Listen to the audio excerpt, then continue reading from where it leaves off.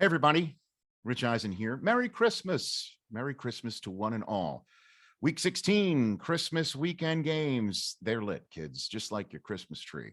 There's a lot of playoff implicating action, and I'm here to run it down for you. And the rest of the Week 16 information I think you need to know, brought to you by my friends at Courtyard by Marriott. Let's start with the Christmas Day games. Why don't we? They're the most timely. Speaking of timely, Baker Mayfield makes it off the COVID list in time to play in this game. Yeah, he flew a PJ into Green Bay to try and win this game for the Browns, which they need because they could have been the AFC North leaders coming to this game had they beaten the Raiders. Instead, they're in last place. They would be the 4th seed had they beaten the Raiders. Instead, they're the 12th seed. That means they need to win this game.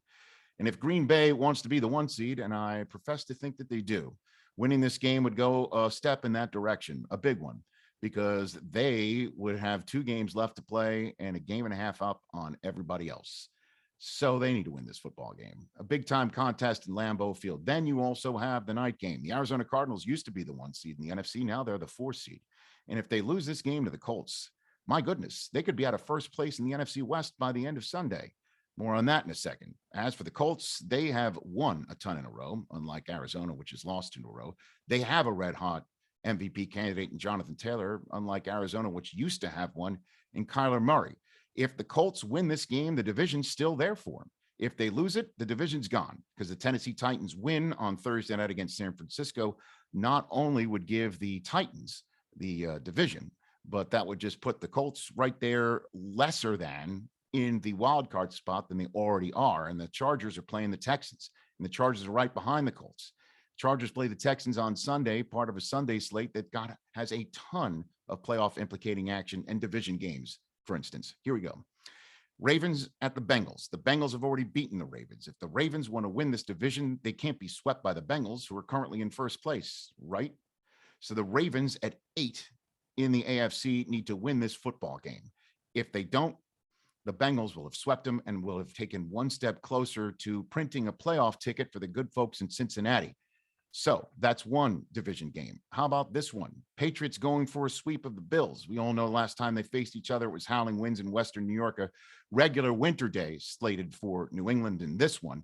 New England wins this one, and then the Dolphins lose on Monday night against the Saints. The AFC East would be the Patriots. Yes, playoff football back in Foxborough. Again, the Bills don't want to think about that. Clearly, they're the 7 seed in the AFC playoff race. So if they win this game and then win out, they win the AFC East. If they lose this one, they could be on the outside looking in very easily by the end of this weekend. You also have a division game in Philadelphia, the Eagles up and down all year long. Guess what?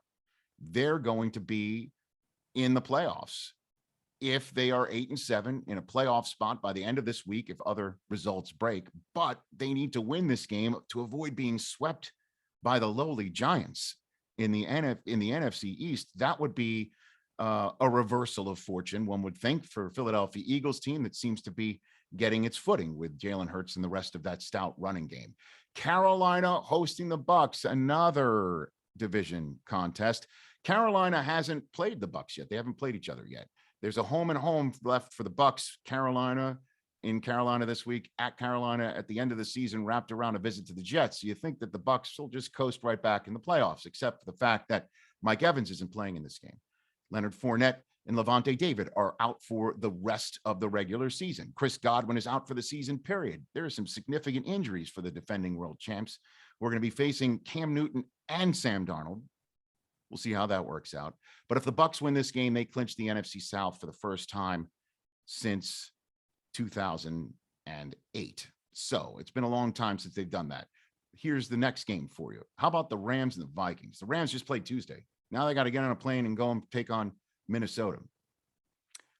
If the Rams win this game, they clinch a playoff spot. If the Rams win this game and Arizona loses to the Colts, they're in first place with 2 to play in the NFC West. That would be a remarkable turn of events right there. The Vikings need this game. They're the 7th seed in the NFC. They're 7-7 to stave off Philadelphia, to stave off the Saints, who are playing Dolphins on Monday night in a huge contest. That is what is in the sights of the Viking ship to need to keep on sailing through. I'm done with those metaphors. They need to win, even with Dalvin Cook on the COVID-19 list. And Atlanta taking on Detroit. Detroit enters this game as the hotter team. Detroit's won 2 of 3. Atlanta's lost 2 of 3. They're 6-8. So if you think whoever makes the 7th seed in the NFC, you're going to need to have a winning record, 9-8.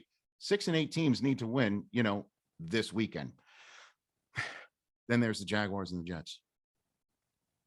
I need to collect myself. Jaguars are currently the one team that has the best shot at being the first team to choose again in the draft. They're 1 in that draft order right now. The Jets are 4 in that draft order. It's the first 2 quarterbacks in the draft order last year going against each other, Trevor Lawrence versus Zach Wilson. These were not the circumstances that we were thinking I think we were probably thinking it could happen. But nonetheless, it's a Week 16 game, and I'm talking about it right here on this segment in my office that moves to the late afternoon games, and they are big. They are big in Kansas City. The Steelers taking on the Chiefs. If the Chiefs win this game, they clinch a playoff spot. If the Texans somehow pull off a win against the Chargers and the Chiefs win this game, they clinch the AFC West. However, they've got a ton of players on the COVID-19 list. It's anybody's guess as to who's coming off of that list or not.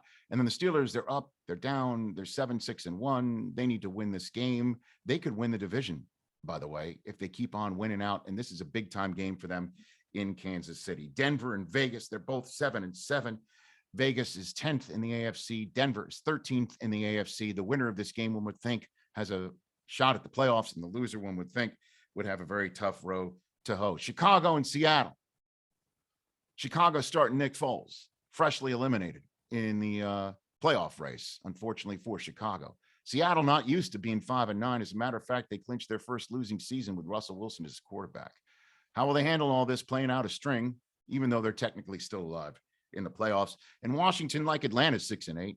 You got to be 9-8 to make the playoffs, one would think.